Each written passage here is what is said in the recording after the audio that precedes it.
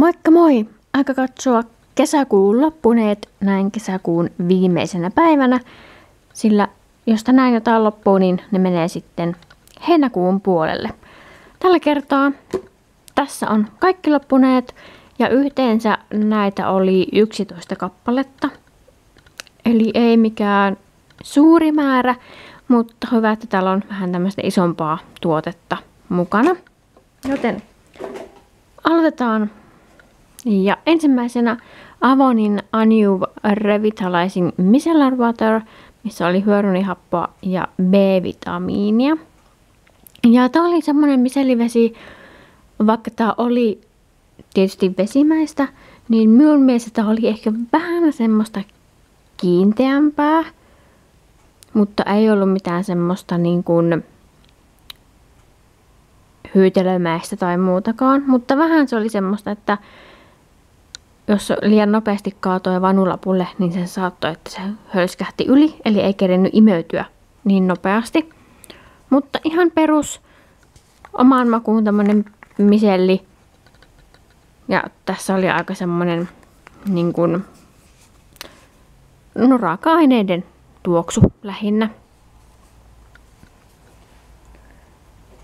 Sitten Avonilta Advanced Technique-sarjan Supreme Oils Bee-Paste Spray Treatment. Eli siis hiuksiin suihkutettava tämmönen muistaakseni kaksifaasinen öljy, joka piti sitten ennen käyttöä ravistaa. Tänne jäi ihan pikkusen, taitaa olla itse asiassa juuri sitä molempia täällä. Eli löytyy öljyä ja sitten sitä toista faasia, mutta tätä ei saanut enää täältä suihkutettua, mutta yllättävän hyvin kumminkin, että näin vähän tänne enää jäi. Tykkäsin kyllä, ja ainakin itsellä oli siis aiemmin pitkät hiukset, kävin maanantaina kampaajalla, niin sieltä lähti vähän pituutta poikkeen, niin pitkille hiuksille tää oli kyllä oikein kiva suihke. Ja itse suihkin vähän silleen sieltä tänne päin, niin en tiedä sitten oliko annostus aina sopiva, mutta ei tullut lähmäisiä hiuksia. Sitten Linna Shampoo Koivu. Tää on siis Stockmannilta ostettu ehkä viime vuonna, kun oli klubitarjouksessa. Niin tää oli kyllä ihan kivaa vaihtelua. Tämmönen paluu juurilleen tuote. Ja pesi hyvin hiukset, ei mitään moitittavaa. Voisin ostaa uudelleenkin. Ja tosiaankin pieni määrä kyllä oikeasti riitti tuota shampoota. Sitten vähän lisää Avonia. Avonin Far Away Royal In Shower Body Lotion, eli voisi sanoa suihkuvoide. Ja tää oli semmonen, että tää jättää ihon semmoiseksi kosteutetuksi. Ja sen huomaa yleensä siitä, että kun oot suihkussa, niin vesipisarat jää tähän ihon pintaan niin kuin ihan pisaroina, että ne ei valu pois. Niin jonkun verran se siis kosteutti. Ja tää oli siis tästä Far Away-sarjasta, mistä tuli silloin myös hajuvesi, niin tää oli sitä samaa tuoksuperhettä. Ei nyt ehkä mitenkään semmonen tuoksultaan, että ostaisin sen hajuvedenkin jostain, jos löytyisi. Mutta tätä oli ihan kiva käyttää, kun ei näitä In Shower-tuotteita kovin paljon nykyään ole. 2 sheet maskia. Tämän kurkun käytin tuossa eilen, eli lauantaina. Ja tää on tosi kiva, semmonen raikas ja juurikin perinteinen niin sanottu tuoksu kasvonaamioissa. Ja sitten toinen oli Frudian Air Mask Snowy. Näitä en ole muistaakseni ennen käyttänyt. Ostin toisenkin tämmösen, mutta täytyy sanoa, että ehkä Holika vei näistä kahdesta sen voiton. Frudiakin oli ihan ok, mutta tykkäsin Holikasta enemmän. Sitten Christopher Robinin Cleansing Volumizing Paste with Rose Extracts. Tää oli semmoista ruskeahkoa, missä oli tummia pisteitä. Ja tuoksuu juurikin ruusulle. Ja oli semmoista jämäkkää nimensä mukaista tai semmoista tahnaa. En ehkä ostaisi täysikokoista. Tää on muistaakseni tullut Look Fantasticin boksista. Mieluummin ottaisin ehkä juurikin Dermosilin suolashampoon, mutta kiva oli kokeilla tätä. Sitten Elemiksen Pro Collagen Energizing Marine Cleanser. Veikkaisin, että tämäkin tuli Look Fantasticin boksista.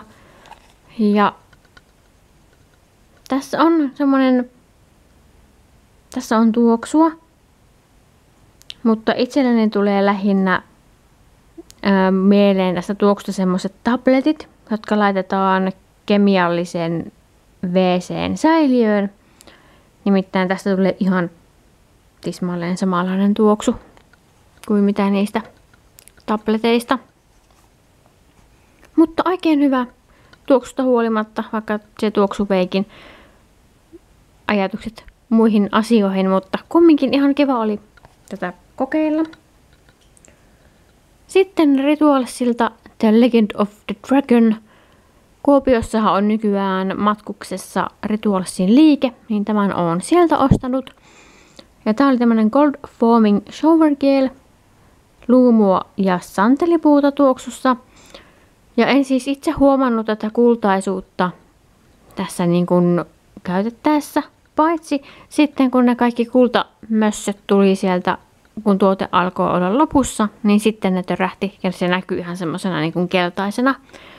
Ja sitä näkyy tässä korkissakin vähän. Sitä en osaa sanoa, oliko sitä kultaa myös jo aiemmin joukossa, mutta tässä lopussa se sitten näkyy, kun se tuli ihan vain semmoisena keltaisena vaahtona sieltä pois. Mutta kiva oli käyttää. En ehkä tuoksun puolesta ostaisi.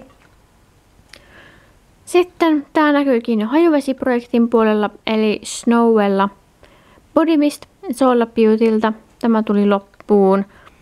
Tosiaankin Solar Beauty on lopetettu jo vuosia sitten. Ja tässä on vähän jännä semmonen makean pistävä tuoksu. Ei ole lemppareita, mutta onpahan nyt käytetty. Ja viimeisenä vanha kunnon Yves-Rocher Oat and Buckwheat Foaming Hand Soap. Ja tässä on vähän outo nimi minun mielestä, koska tässä lukee Foaming Hand Soap. Ja tämähän ei siis ole semmonen, mikä tulee vaahtona ulos. Toki tää hieman käsissä vaahtoaa, kun tätä hieroo käsissä, mutta en nyt mitään eriskummallista tästä saisi nimen perusteella irti. Ihan perus käsisaippua, joka vaahtoaa, kun sitä käsiin hieroo. Tuoksun puolesta ihan käytettävä. On just ehkä vähän semmonen makea maanläheinen tuoksu. Mutta nyt on sekin käytetty pois. Siinä oli kesäkuun loppuneet. Tällä kertaa ei muuta ja tuotelistaus löytyy tuttuun tapaan tuota alhaalta. Moi moi!